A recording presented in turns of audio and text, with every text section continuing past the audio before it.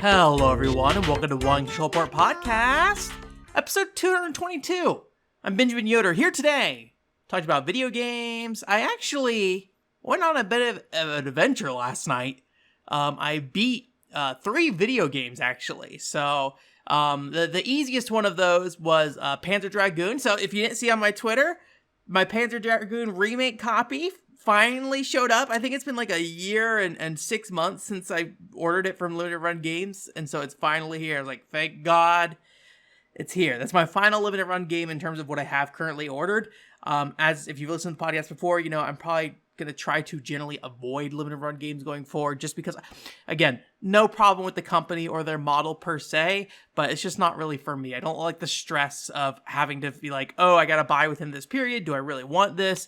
Oh, they're releasing like, multiple games at once that might be of the like same series. And it's like, this is the only chance you're going to get, copy 1 and 2, even though I haven't played 1 yet. So I don't know if I even want to play 2 at this point. All that stuff. It's just like, I don't know. I'm just going to not worry about it. So I'm probably going to try to not buy Limited Run game stuff in the future. But again, if you do, I'm not saying you shouldn't or anything like that. Just my personal experience related to that model, not Limited Run games specifically. Anyways, point being, got Panzer Dragoon Remake. It's a very short video game, so I was like, I'm just going to sit down and kind of blast through this, basically. If you don't know, Panzer Dragoon, it's like a very Star Fox style kind of game, on-rail shooter, kind of have on a dragon and kind of move around. The big difference is that everything's not in front of you. You can kind of rotate the camera around 360 degrees around the player. But although when you're looking like to your sides and behind you, like your actual movement is locked. So you have to like shoot everything down that's actually coming at you.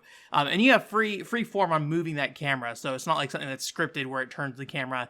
You just turn the camera on your own. And you have like a radar in the top right corner and it shows you like what directions enemies are coming from, things like that.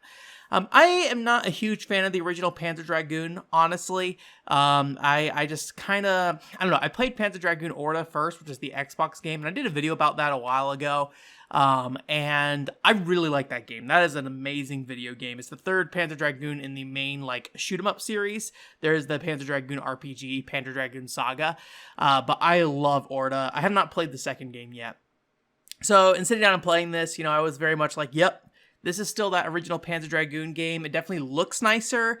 It definitely looks like a low production product still. Like, it just like visually everything looks a little awkward. The animations are very stilted. I don't know if they're like, sticking faithfully to the animations of the original.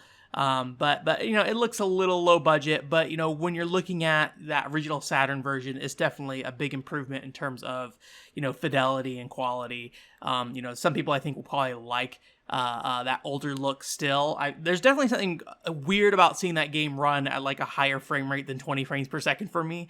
I was just like, oh man, this looks a little funky. But it's still like I think a great way to play that game if you want to, or at least in my experience in playing through that game once, it was very, very straightforward and easy, and there weren't any real apparent issues as far as I could tell. Nothing that felt out of place at the very least as a Panzer Dragoon expert, just somebody who played that original. Well, it should be worth mentioning, I never played the Saturn release. I only ever played the Xbox version, which was like a port of the PC version.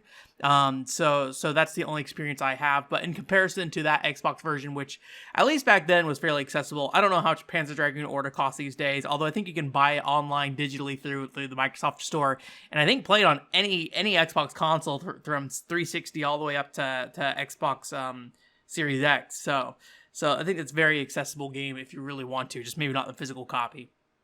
But yeah, so it's anyways, the point being though, it's kind of a boiled down version of that game in some ways because it was the original, and I have a hard time really finding a lot of excitement in it. But obviously the 360 degree camera control thing is definitely a big differentiator between it. I just kind of feel like it doesn't really add a lot to the game, in my opinion. I think the 360 degree camera. What really stands out to me about Orta and why I like Orta a lot was like the ability to change different forms at any time. And so not really having that mechanic, I think, kind of dampers my interest in the previous games. I don't know much about Zwei, the second Panzer Dragoon game, but I would like to try that someday. These are short games. It took me like an hour to get through Panzer Dragoon, if not less than that. I didn't die once on normal, which I don't know if that is, I assume it's that game is built in a way that they want you to just like try the different difficulties. So I don't know if there's like different, layouts and things like that based off the difficulty, or if it's literally just like, oh, the enemies have higher health and you have less health kind of thing. So, but I am not really that interested in Panzer Dragoon to really try to explore that and figure that out. So I just moved on. But yeah, I was happy to sit down and finally play that. It is a little funny that I had to wait like a year and 6 months to experience something that was like finished within 40 to 60 minutes. But I'm happy to play through a short game all the time. It gives me a good feeling to be like, hey, I beat a video game. Another video game I beat was Active Life Explorer. So obviously this was a bit of a longer running game. So I finished that up. Nothing really to add about Active Life Explorer at this point. It's pretty much the same from start to finish. There's no real development in that game. I like the kind of the light structure of Active Life Explorer, where you have like a purpose and a reason to be doing these events, but you are just kind of like repeating the same events over and over and over again. And there is like the kind of nice little thing where it's like, oh, the first event you do is also the last event you do, and it's the hardest version of the last, or the hardest version of that first event. So there's like kind of a nice that they put a little thought into that kind of through line there. But it's not like, a Wii Ski where there's like this very, I don't know about touching story is the right word for Wii Ski, but you kind of see these things in a game that doesn't really have like a heavy story kind of come together in a way that's very charming, and you kind of realize, oh, these characters have been interacting with, they are kind of characters that you build like a slight bond with to some degree. But no, it's not anything crazy. Explorer doesn't really have that. There's like some interesting things about like when you're going around like the map, you can kind of talk to NPCs in different towns and they'll give you hints, but I found 99% of them to be pretty useless. The only one that was probably at least somewhat useful to me was the very first tip, which actually tells you how to get to a secret area. And I thought that was really cool. And so it kind of set me up to think that there's going to be a lot more of these kind of like tips that were less just kind of fluff and more had like, oh, here's how you like get to different places that you normally wouldn't be able to get to. But at least in my experience, I only found that first town really had that, and everything after that was like, oh, go west to find the treasure, and then you go to like the town above it, and then the guy's like, oh, the dude in the south town like lies all the time.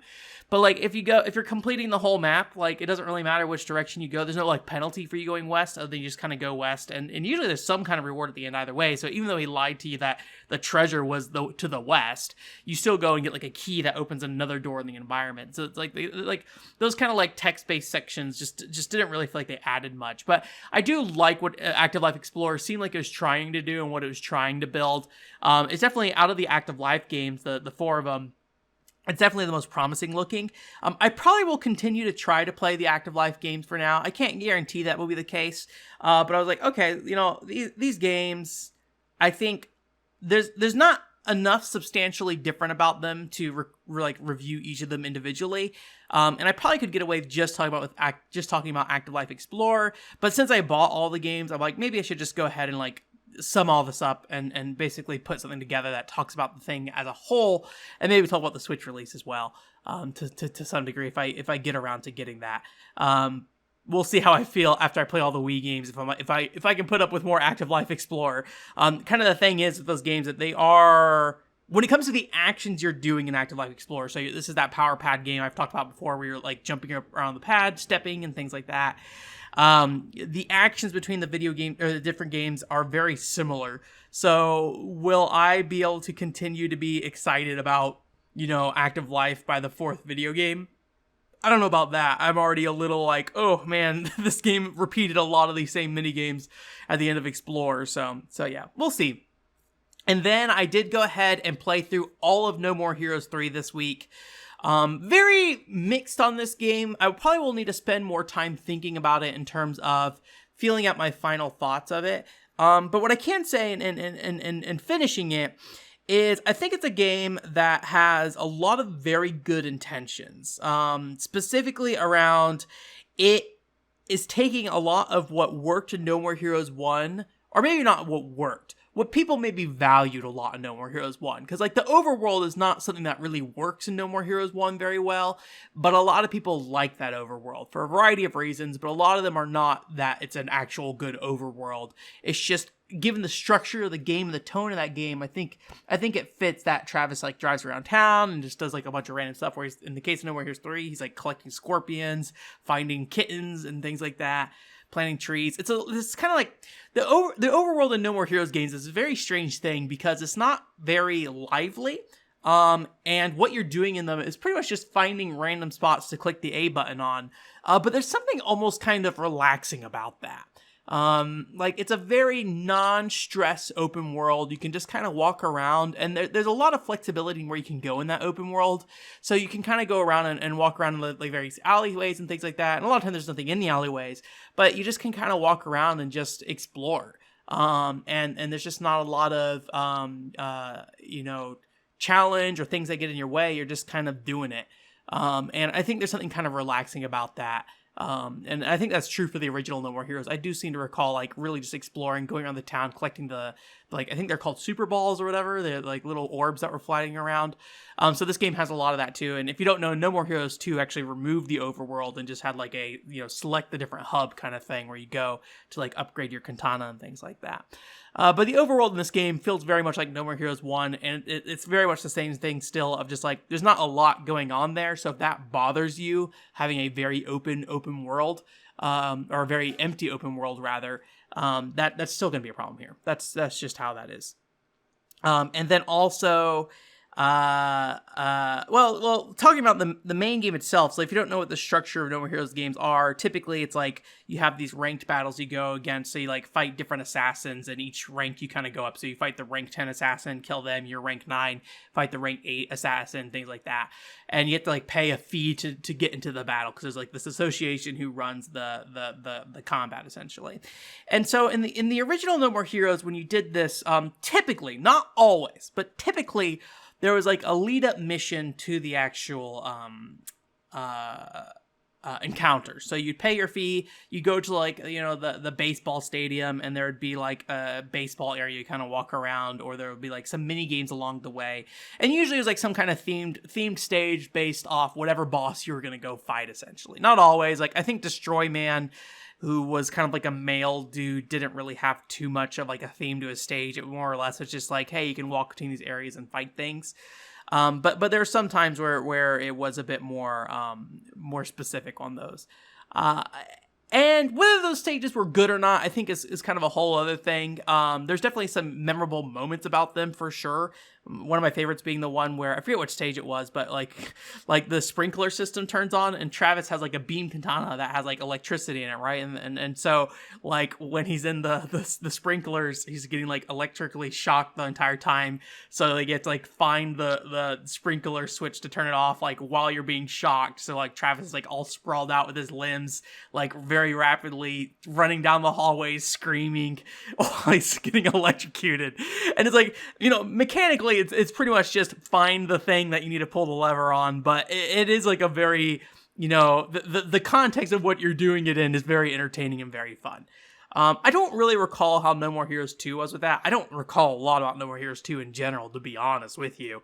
Except for I like the different beam katanas, which is something that has not returned in the series, where you have like the dual wielding beam katanas or the long beam katana. This game, they basically kept it with just a single beam katana.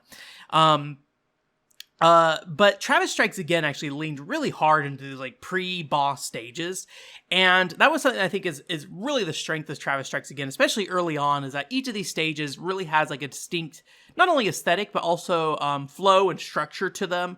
I remember really liking the Coffee and Donuts level, the Thunderdome one where you're like in you're doing the bike races, and you like go back to your little tiny apartment complex at the end of the bike races, and then you like go on the computer system and go back in, kind of thing.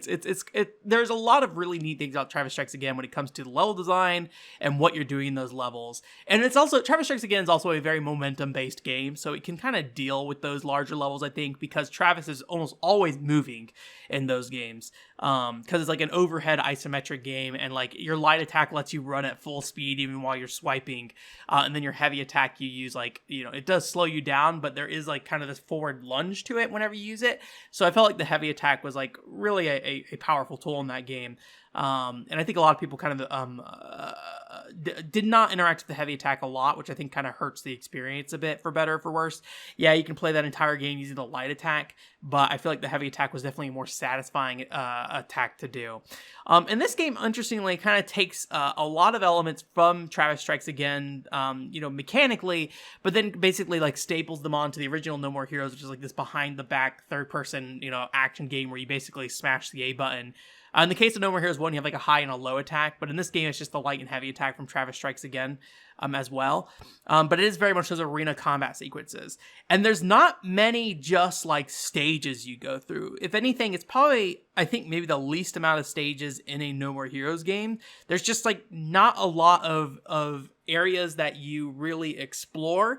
There are some exceptions. There's like a really cool school sequence at one point that, again, it's one of those things where like the school sequence is not, what you're doing in it is not particularly that interesting, but the context of what they're presenting it as is fun. And I think that's a lot of No More Heroes. It's like nothing it does is particularly great, right?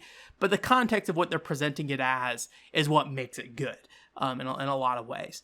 And so there's just like not a lot of those kind of stages that feel very creative. But there's also like, instead of like, just filling it in with a lot of like, just go from room to room to room kind of thing, they instead spread out the like pre-boss encounters throughout the open world. So you go and you like find these different like gems in the environment, I guess you could call it. You have to collect a certain number of gems. So not all fights will contribute to you being able to go to the next battle. You have to like go find these specific gems, but it's pretty easy. They're I basically went and just did all of them just because it didn't hurt to do all of them, really, and get money and stuff for doing them too. But you just go around and do these different battles, and eventually you collect the set of gems that you need to move on to the next battle. And that was often kind of treated as like the pre-boss follow-up kind of things. Like, oh, you're going to go to this region. The region's like split up into 5 different areas, and each region has like its own theme, but like what you're doing there is not particularly unique or anything like that, other than like sometimes like Thunderdome area, the outside of like this main city hub is just like a big desert and that's it. But the actual main city hub you can go into, and it's like kind of like a Japanese I forget what it's called, like it's that thing in Osaka, like Dotonbori, I think, kind of thing, where it's like that big long walkway with like the alleyways off to the sides of them and the tower at the end. I think that's what it is. It's an area very similar to that in Japan. And so, and then like Santa Destroys, where just kind of like a suburban neighborhood kind of thing. And then you have Call of Battle, which is like a bombed out city kind of thing. So they each have their own aesthetics, but what you're doing there is pretty much just driving around, going and like, starting these battles or whatever. So the point being really is that there's just not a lot of, I think, interesting stage design in this game. I think that's probably the thing that this game is lacking the most, is the stages that feel particularly good to explore. Again, not completely devoid of it, but it's just rare that they really ask you to do all that much before a stage. It's not uncommon that you just basically teleport up to this alien ship, you walk down a hallway, Sylvia talks to you on the phone, and then you go straight into a boss battle, or very quickly into the boss battle. Again, there's some exceptions here and there, like there's this one where you play like musical chairs before you do the fight, so like that's kind of, I guess you could say, the stage of that game in some ways, but it's just not a lot that you're doing in that stage ahead of time. It kind of feels like a part of the boss battle rather than a kind of preamble to it. But overall, this game, I think it really picks up. It takes a while to get going, is I guess what I'm trying to say. I would say probably until about rank 7, I was pretty down on the game. I was like, I'm not loving this. I don't like any of the bosses so far, like Black Hole. There's another guy, Golden something. The rank 9 guy, I don't know. Like he is probably the most like, wow, this is a nothing boss ever in No More Heroes. I mean, there's definitely ones that are worse, right? But like his whole thing is basically he just says like snack, crackle, pop over and over. He's like snippety, snackle, crop. Like, and basically Travis is like burning him. And the way that Travis is, we'll get into Travis here in a second, but he's like burning him, and the whole time he's just like, snap, crackle, pop kind of thing. Every time Travis burns him, and that's kind of just his whole character. And then at the end of the fight, there's like not really any kind of dialogue or connection to Travis. It's just him being like, oh, don't kill me with the rock you have in your hand. And then Travis smashes his robot head in with the rock. And then that's the end of the encounter. It's just like, he was like the most nothing character in that particular game. At least he's definitely the most disappointing because he just does nothing.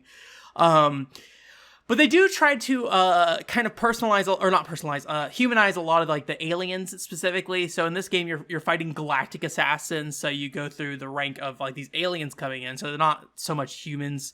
At least the ones listed on the board. You do fight more bosses, but the ones listed on the board are all these aliens that are coming into the world, and you're fighting them to get to the top, essentially.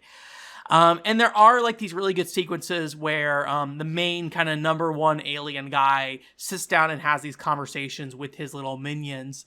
And, you know, they're kind of cheesy, but, you know, at the same time, I do appreciate them. You know, it does give a little more personality. It builds relationship between him and those characters. The main alien, from at least from like a main story perspective, is generally, you know, like shown as completely unhinged and just angry and wants to blow up stuff all the time, especially early on. But as they kind of, you know, let you have these conversations between, or rather you see these conversations between the main alien and like the minions, you know, some of them are a lot more personal and closer, and you just see the more human side of this alien dude, which I like that aspect of the game quite a bit. Whether it really delivers on, like, you know, paying off in terms of the main alien being kind of like humanized by the end, not really, but that's not really the point, I don't think. It's more of just, I think, to kind of fulfill certain tropes and things like that. No More Heroes is a game that has a ton of references all the time, and a lot of times I don't really know if I'm following along with it.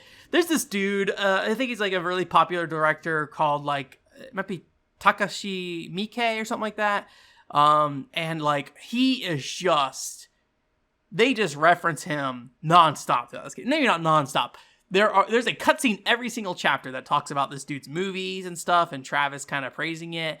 And, you know, for the type of person Suda is, and probably a lot of people who like Grasshopper games, it makes a lot of sense. But it's someone like me who just does not really, you know, pay attention to that stuff. It's just like, okay, there's these very long sequences where they literally are just referencing movies, but it doesn't really seem like they're doing so in like a really deep way. It just seems very surface level of, we said the name.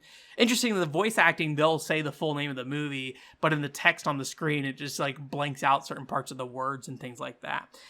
So I feel like those kind of movie references, as somebody who mostly plays video games, are pretty lost on me. There's definitely a lot of them, but I think that's always been kind of a case throughout the series. This one feels a little bit more on the nose about it, like a lot of direct references to anime and movie names that I feel like was not really so much present in the past games.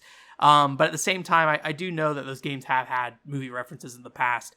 I think No More Heroes 2 specifically, a lot of people said had like a lot of heavy movie references, but again, I'm not really up and up on that. I'm more on the video game kind of side, and definitely towards the end of No More Heroes 3, they do kind of amp up the video game references a bit more, so I can be a bit more appreciative of that.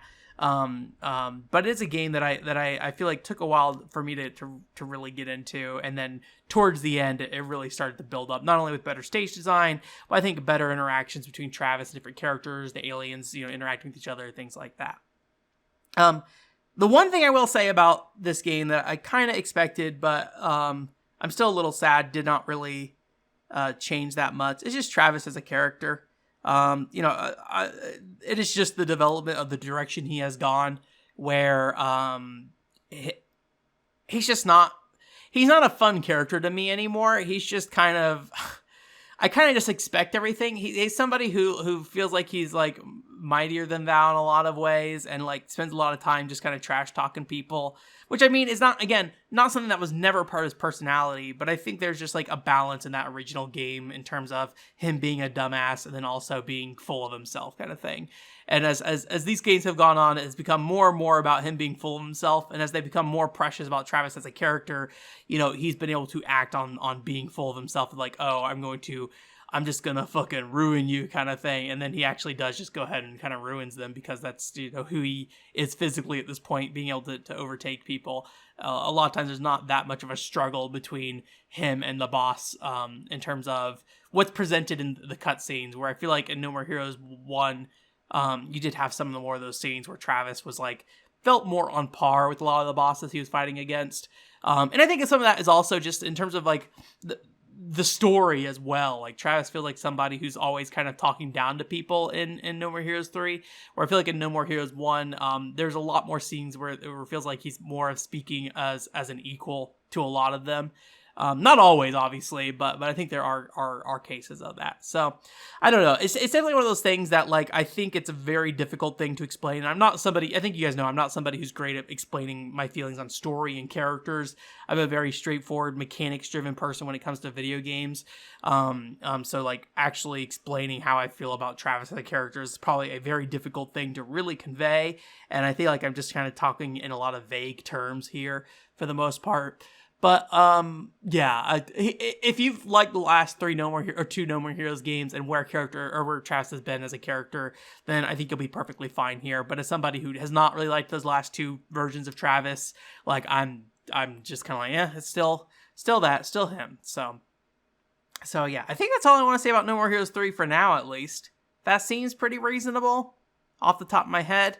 So yeah, I will say, you know, it did make me appreciate Travis Strikes Again a bit more. You know, being separated from No More Heroes 1 and 2 for so long, I think made it a little harder for me to understand exactly what Travis Strikes Again was doing that was more unique, specifically the level design. Travis Strikes Again has pretty amazing level design early on, but Travis Strikes Again is a game that falls off on the back half of that game. Like, the levels just kind of start getting very samey towards the end and rely a bit more on aesthetics more than anything.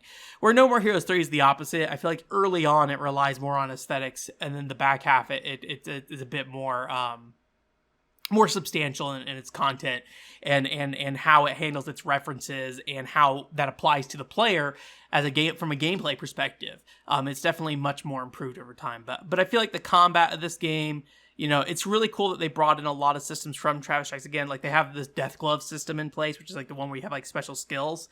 So I think that's always or at least I think that was a really nice addition to Travis Strikes Again to vary up the battle system. And I'm very glad they brought that over. But I think the momentum-based combat being missing is a little sad, but you know, inherently different. Travis Strikes Again is a spinoff, and then No More Heroes is it's kind of like behind the back arena brawler kind of thing in some ways, with how it works. So overall, I'm pretty happy with the game. I don't really know what I want from No More Heroes at this point.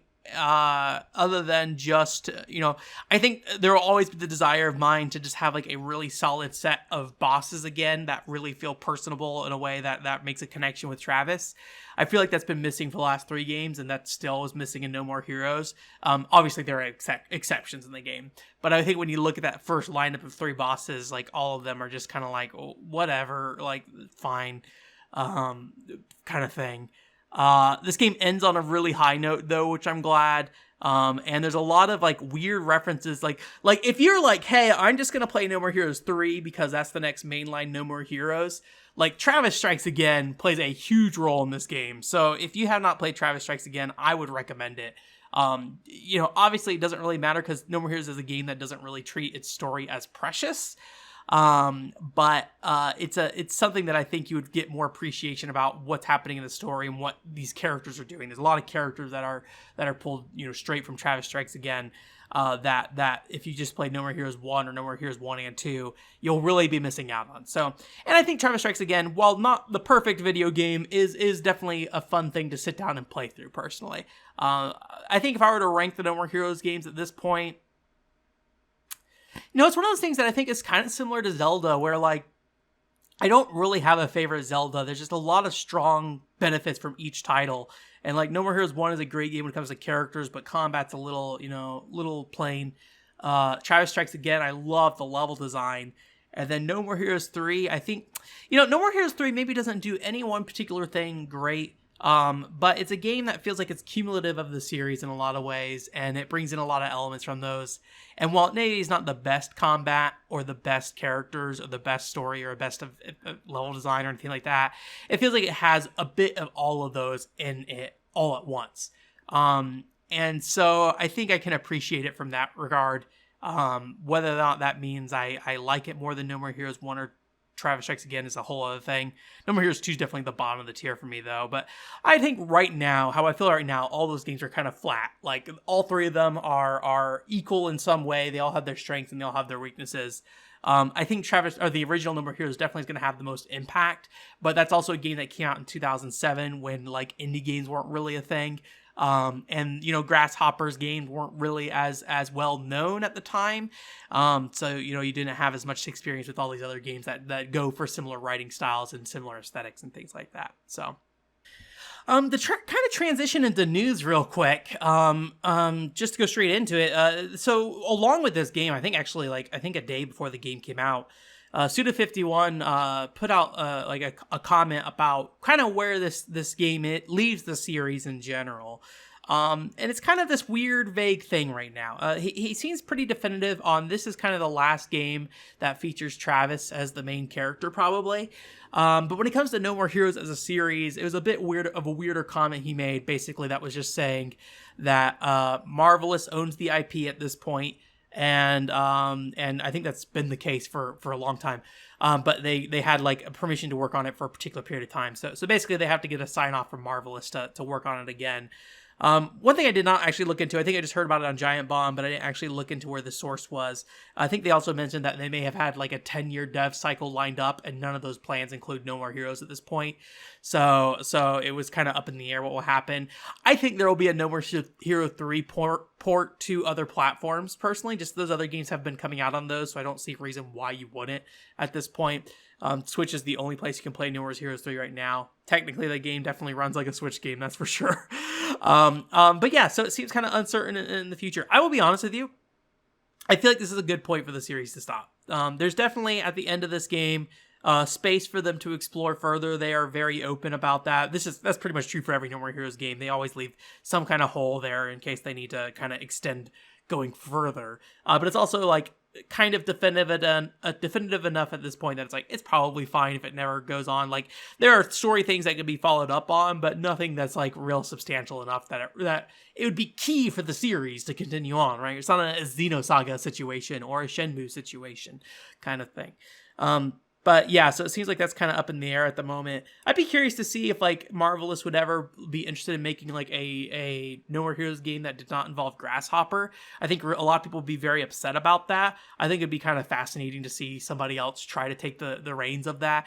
As somebody who has kind of lost confidence of Grasshopper to kind of address the issues that I have with a lot of their games at this point, I would like to see that, but I think you're probably going to lose something as well, especially when it comes to like kind of tonally. I don't know many other companies that can make games like Grasshopper games, which is saying a lot, I feel like, and like a real benefit of them, of keeping them around on that series. But I'd be curious to see somebody else kind of tackle the series. And we're also at the point that like if Travis is not included, or at least not included as the main character, I think there's a lot of space for them to explore with that. And I'll be curious to see how No More Hero 3 sells. I feel like there's a lot of hype behind this game, but just because there's a lot of hype in my communities online doesn't necessarily mean that that's going to result in actual, sales to make up the development cost. Not that this game feels like it has a huge budget either. It very much feels like a Wii game in terms of production value. Suda also mentioned wanting to make like a Deadpool game or something like that, which I don't really have a lot of interest in.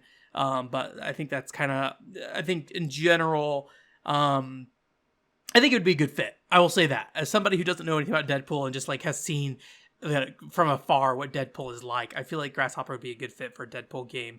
Grasshopper used to do a lot of licensed stuff, particularly around anime games on the PS2, I think. And they haven't really done that much stuff anymore. I think it's Blood Plus and like Samurai Champloo or something like that were two of them that they worked on. So it'd be interesting to see them work on a licensed game again. I'm somebody who kind of respects people who works on licensed games to some degree, because you are working within a framework at times that can be really restrictive. And I think it's also kind of interesting to see what an anime or something made for a different medium, like an anime or in Deadpool, a comic book or movie, how that can kind of like be extrapolated into video games in a way that makes it kind of a unique thing. Like, I feel like there's some development choices in sort of online games that doesn't necessarily fit what video games are today, but they bring in elements to try to kind of replicate what this video game element is on the anime series and try to make it a real video game element, like the bullet sight system in Fatal Bullet, where like you could see the line of every bullet while you run around, basically.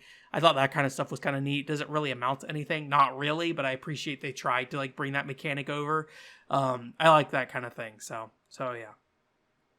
Continuing on the news train, a couple of different games we've talked about in the past are getting shut down.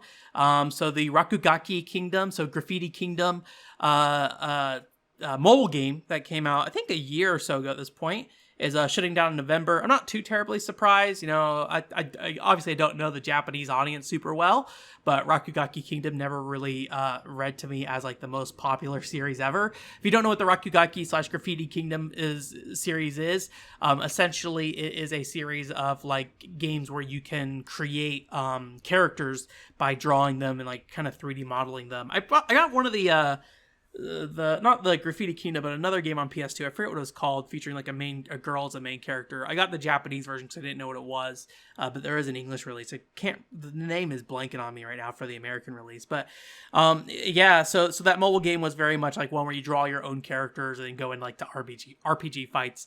I saw a lot of people. I feel like the Otokadol community had some people who were playing it. I saw it off and on throughout my Twitter feed a bit. So that was kind of a fun thing to see from time to time. They also had a lot of like streams where they had like people making Taito characters, because Taito is the original publisher of this, or I guess Square Enix. Taito owns them at this point. And seeing like them make like, Pocky and Rocky characters and things like that in there. That's always fun. But the problem I have with those games is I'm not an artist. So like whatever I draw is not going to be great looking. so yeah, and it's a mobile game, so I would never play it. Square Enix is also shutting down Starwing Paradox, and if you don't remember, this is a game that I talked about when I went on came back from my Japan trip. This is like a kind of third-person flight mech game kind of thing. Although there is like you're not flying all the time, you're also like able to just kind of like turn into your mech suit and then walk around and things like that and fight. So this game was really cool at the time. It basically has the full cockpit kind of set up with the levers and things like that. The thing that really jumped out about me is that the title screen was heavily populated with voice actors. Like they would show like each character in the voice actor's face right beside it in a very like, I feel like a 90s anime game way. I don't feel like you see that as much these days. But that's what kind of caught my attention, because it was like an arcade game with a bunch of real people on it. So, which was kind of a fun thing. But yeah, the servers for that game are getting shut down in October. I don't really know for sure what that means in terms of, services. Like with Gunslinger Stratos, you could technically play that game's like mission mode or something like that without the servers being online, but I think like you couldn't track progress or play like any kind of like a specialized content or online battles or anything like that. So at this point I think it's just like you can basically go through some of the basic elements of the game and that's it, unfortunately. So it's kind of interesting that those games I'm kind of curious about, it's kind of interesting if those kind of like underground arcade rings keep those servers alive to some degree, like if they are creating their own servers and allowing you to kind of continue to play those games. Obviously, I don't think that's so much. Well, I don't know if that's a thing in Japan really as much, but in the US, you could find some arcades around that definitely aren't supposed to really be running certain games, and they're connecting to servers that probably are not actually real servers, kind of thing. So I'm kind of curious if something like Starwing Paradox has like a community that's been like backing up server data and, trying to recreate that experience. So people who own that machine or have the, ability to emulate that game can still play it to its fullest potential without, having to rely on Square Enix to maintain those servers. But anyways, that's shutting down next month. So rest in peace, Starwing Paradox. In terms of game announcements, there was a Big Brain Academy for the Switch that got announced. I still have not played the Big Brain Academy series. I have the DS one. I have not picked up the Wii one. I've seen it a few times, though. I think the last time I looked at it, it was like, I think I saw it for like $8. I need to double check to see. I think there's a local place near me if they have like a manual or not. I might grab it next time I'm there just because this has made me think about it again. But Big Brain Academy being like one of those kind of Brain Age style games, touch generation titles where it's focused on, training your brain in minutes a day kind of thing, right? The subtitle of brain training. So this game is definitely still focused on that. It seems to have like a focus on multiplayer specifically in the trailer they showed. It showed local multiplayer, but they also had online multiplayer as well. One thing that really jumped out at me about the online multiplayer. So I don't know if this game is going to like require friends codes or something. So it's like, oh, you can only play with people online with friends codes. The trailer did not seem to imply that, because they're at some point just like showing this grown American man just playing Brain Age with this, or Brain Training, or Big Brain Academy rather, with this like 16-year-old Japanese high school student or whatever. And what's interesting is that the character profiles in those games has information about that person. Now, I'm going to guess you could put anonymous or hide it or whatever, but it literally just has on screen, hey, this person is this age, this is their occupation, Japanese high school student or office man. And then also they give you, like, I assume pre-selected comments you can create about that. And for a Nintendo game, that just seems like a lot of information to give to random people online. I was very surprised by that. I don't know if they give you the username. I think on the trailer it said, like, over the American dude it said player, and then the Japanese player it says, quote, a real player above it, but I don't know if that's just, them setting, test text or whatever for making that trailer or whatever. But yeah, that really took me aback, seeing like so much personal information in a Nintendo online game displayed, potentially to somebody who would not have friend codes. Maybe somehow a 40-year-old man and a like 16-year-old high school student in different countries exchange their friends codes. I don't think Nintendo would be super happy about that, but I'm guessing that's not the case. So that really kind of took me back. Either way, though, the game is aesthetically, it still has a great look. I love the main theme for the Big Brain Academy games. That is such a good thing. I'm sure I'll probably have it at the beginning of this podcast. Maybe it's like the Hachanya, Hachanya, Hachanya song. Really good. It's in Smash Brothers as well. Really more than anything though, and I think this comes out in December, by the way. The thing with this really just reiterates to me, and I'm just really glad about this, is that Nintendo has not really given up on that like kind of Wii casual audience or the Switch. Obviously, I think like Ring Fit Adventures and fitness boxing and things like that has really shown Nintendo there's still a space for that market in the US here, and well, around the world, I guess. I don't know how Brain Age on the Switch sold, to be honest with you, but I'm glad Nintendo's still kind of pushing that stuff. That was something I really kind of missed out of the Wii U era. Admittedly, they didn't really have that audience on the system, so I can totally understand why they did not really go for that approach. But I'm glad to see it back. I'm glad to see it come back in a maybe not full force way, but it's a strong way. Clubhouse games and stuff like that. I'm really glad to see that stuff. Have I bought any of them? No, I have not. Don't judge me. I just haven't really got around to them. And I have a lot of those games that I bought on the Wii and DS that I still haven't really gotten to. So personally, I just don't really have a lot of, an excuse to buy it yet at this point. But I'm really happy to see that coming along. There's also a new Gunvolt game that was announced. Even though Gunvolt 3 isn't out yet, they announced Gunvolt Luminous Avengers G2.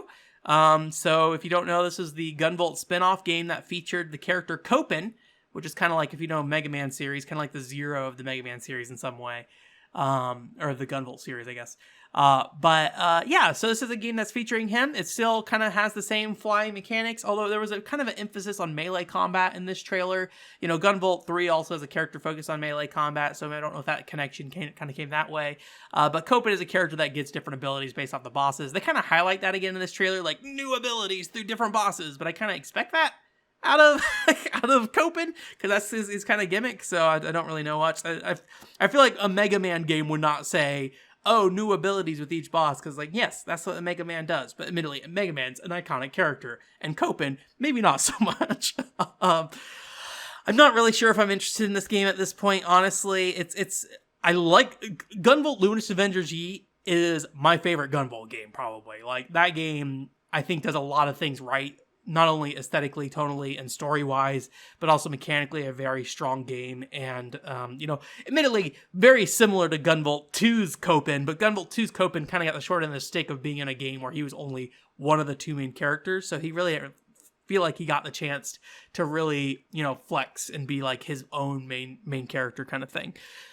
So I really like Gunvolt Luminous Avengers Z, but at the same time, I don't really know if I need more of that at this point. So we'll see. I will probably pick it up. I just don't know if I'm interested in, like, I don't know what they could do with Copen right now to make me interested. Obviously, the different skills and stuff, if they make you play a different way, sure, yeah. But if it's going to be kind of the same core mechanics, but the skills he's using to shoot enemies just look a little different, or maybe have like slightly different effects, then I'm not super interested in that at this point. So we'll see. I will probably pick it up. They did say, I think they announced that this is coming to America, but they didn't announce like a physical. They're like, oh, we're probably going to do a physical eventually.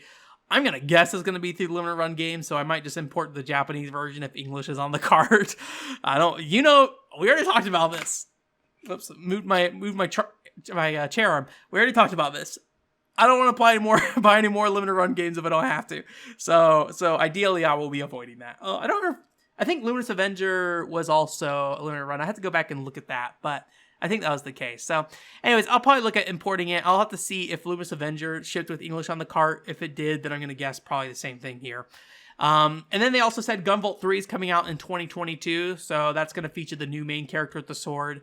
So I'm excited about that game. Again, I don't really want her to share a game with Gunvolt specifically, but what they showed in the trailer seemed like they were making some adjustments to Gunvolt overall as a character. So I'll be curious to see what those changes are, and I'll definitely buy that one. I think I'll be excited to play Gunvolt 3, and I think I will enjoy it. But just looking at Luminous Avengers G2, I just didn't really see anything that jumped out immediately. But I said the same thing about Gunvolt 2 when they showed that off initially. And what Gunvolt 2 really brought to the series was just good stage design. Admittedly, Gunvolt 1 I will not say is bad stage design per se, but there's a lot more flat stages. And then Gunvolt 2 feels like they kind of figured out how to make Gunvolt work in those stages, where Gunvolt 1, I think it was so flat because they didn't really know how to make Gunvolt work as a character in more complex stage designs. One kind of weird ripple to all this Gunvolt, Luminous Avengers G thing is that if you remember a long time ago, we talked about a game called Cogen on this podcast, and Cogen is a Gunvolt, clone, I guess you could say. I don't want to say 100%, but like aesthetically and mechanically, there's a lot of very similar things. It is a melee combat-based game, so it's not like, Gunvolt 1 and 2, at least where those characters are very ranged focused. There is a melee character showing up in Gunvolt 3, but obviously this is happening after the fact. So Cogen is a game that, looks definitely a lot lower budget than that. It has Unity Chan as the main character, so that probably tells you all you need to know about the production value of this game. That doesn't mean it's not going to be good. Just generally, you can tell it's a cheaper game than that. So, being a clone of Gunvolt, you would think there wouldn't exactly be like this close tie between those two series, but they are doing a crossover thing. So Copen's going to show up in Cogen, I think, as a playable character, and then Cogen is going to show up I believe as a boss in Luminous Avengers G2, which is kind of like a weird thing. It feels like a very like Capcom versus SNK kind of thing. Like, we're making these two different projects that in some ways are kind of in competition with each other to some degree. But at the same time, our fan bases probably overlap in a way where this makes sense, right? I think that's really cool. I think that's really exciting. So I do want to check out Cogen. I think it comes out in January in Japan. I don't know if they've announced a US release.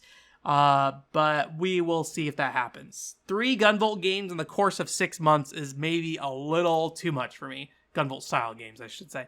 Even 2 Gunvolt games in the course of 6 months, a little tight for me. But I think I would definitely buy Luminous Avenger and Gunvolt 3. Just whether I'll play Luminous Avenger G2 is kind of a whole other thing. So. Yeah, and that's pretty much it for game news. Wondefest, just a quick follow-up for Wondefest last week. I talked about that getting canceled in the physical event and there being an online event. So they've just announced that they're going to have an online event on October 9th. I'm trying to remember the service they're going to use. I think it was called maybe Expo something. I don't know. There's some kind of online service they're going to use. I was trying to look up details for that service and I could not find it. So maybe as we get closer, I'll be able to find the information for that. But yeah, so they announced that they're doing that. They are doing an entry fee though, so you do have to pay $10 to get in basically, or 1,000 yen. So it won't be something you can just jump on for free per se. But I'll look into it and I'll report back as as we get closer to that thing essentially. But I would like to check out, see what they're doing with that. And, as somebody who's never been able to go to Wonderfest, I think it'll be a good opportunity to get a feel for kind of what is at Wonderfest. Obviously, ideally, I'd want to actually go to one. But yeah, so yeah, that's it. Thank you so much for coming. WatchShowport.com is the website. In terms of what's coming up, I have not finalized it yet as I'm recording this, but ideally I should have the Multi-Tap podcast going up this week, probably on, I think Wednesday is when I said exactly. I believe Wednesday. If not, well, I'll go ahead and plan on Wednesday now. So that Multi-Tap podcast is going to go up. We're talking about the game Kowloon's Curse, which is a Kickstarter game by a fellow named Rem. He reached out to me and said he wants to talk about the game a bit on the podcast. He apparently listened to the podcast a bit. Was like, oh, I like the podcast and I would like to be on a podcast. So I was like, sure. Admittedly, like I had I think I talked about this last week. I had a little bit of reservations about bringing somebody on who's like an actual developer of a game, and especially like a Kickstarter one where they're like actively accepting donations to some degree. That being said, the game has been funded, so the donations are just like extra at this point for them. But when I really sat down to look at the game, I was like, this game has a lot of things that I'm particularly interested in, and I think makes sense that I would look at. Would I have looked at it without him reaching out? Maybe not. I maybe looked at the webpage and be like, oh, neat. I don't know if I would have checked out the demo per se, but I don't necessarily mind having sit down and play the demo and talk about that a bit. Specifically, the fact that it's set in Kowloon's Walled City. That is a big bonus for me because I think Kowloon Walled City is a very fascinating place. And I don't know if video games have necessarily done a great job of representing Kowloon Walled City. I say this as somebody who has not played Kowloon's Gate or something like that. Or Kowloon, sorry. I'm bad at pronouncing that properly. I always say a Kowloon kind of thing when it should be Kowloon. It's spelled K-A or K-O-W though. So that will be going up this week. We're also still streaming Scourge Hive. So if you show up on Thursday at 7 p.m. Pacific time, you can watch us play through more Scourge Hive. It's like an isometric Metroidvania style game. And then I don't have anything else scheduled from there, so I will let you know how things go from here. In terms of what's coming up next. I'm going to hopefully work on some more stuff this weekend. One thing I did do is I went ahead and created a video, or uploaded a video for the Quest 64 community review process we did, essentially, where we just kind of talk through our thoughts on Quest 64 a bit and make our little review card. I think that is a very, I like that series a lot, or the thing we do at the end of the streams, and I think there's some value in archiving that specific particular moment. Obviously, you can go back and look at the mainstream and see that, but I think there's some value in archiving that particular, like, walkthrough process. So if you're ever curious about, like, kind of how I feel about, like, how I think about game reviews and things like that, that's probably a really good way to see not only how I think through things, but also, like, my audience, too, because my audience is, like, a big contributor in that. Although I feel like I'm a bully sometimes. I'm just like, I don't know if I want to put this on this sheet necessarily, just in terms of what we value kind of thing. But, I generally want to, like, at least represent everybody's thoughts to some degree. Just gotta pick and choose sometimes, right? So sorry if you've ever been offended by me turning down your comment. I don't do it out. I do it out of love, not hate. I'm just trying to create something that feels well-rounded, I guess. And the style of the website too, right? We were talking about Elebits, and like, for a little bit, I think even myself, I was like, maybe we should mention the frame rate of Elebits. I was like, actually, no, it doesn't matter.